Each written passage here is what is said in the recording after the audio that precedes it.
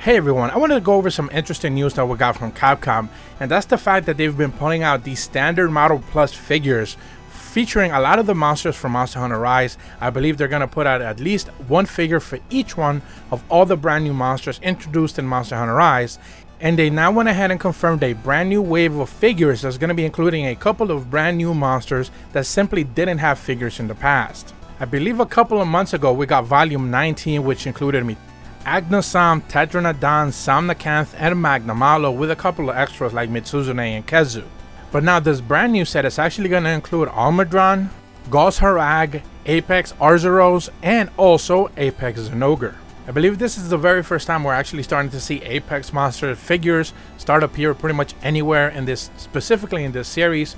We didn't necessarily have any Apex monsters before, and we're now starting to see some of them start make their way. Interesting that they chose Zinogre to be part of the very first wave, which didn't necessarily make a lot of sense because other Apexes came before it, but it is what it is. I do believe a lot of these figures are pretty much like budget size because you essentially get 6 per pack. So you're getting the 6 monsters featured for, I believe, like $60 to $70 or something along those lines, which is not a lot, but also that means that the detail for these monsters isn't necessarily very high. I would imagine that like if you purchase these in Japan, it's pretty much like a gacha type of thing.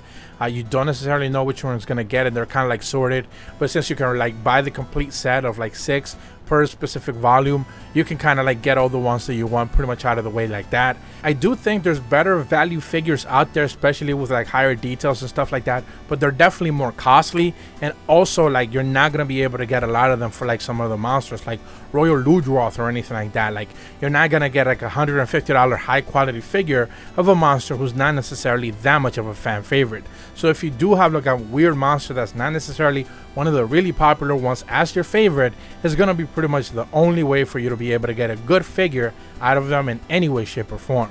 I do think this line of figures also existed back in like Monster Hunter World and probably even other games before it, simply because I've seen these type of like figures in the past. So I thought since they're like featuring Monster Hunter Rise monsters now, I figured I'd give it a quick shout out, and especially once we start to see some of the like more better Apex monsters showing off, hopefully we'll get to cover those as well.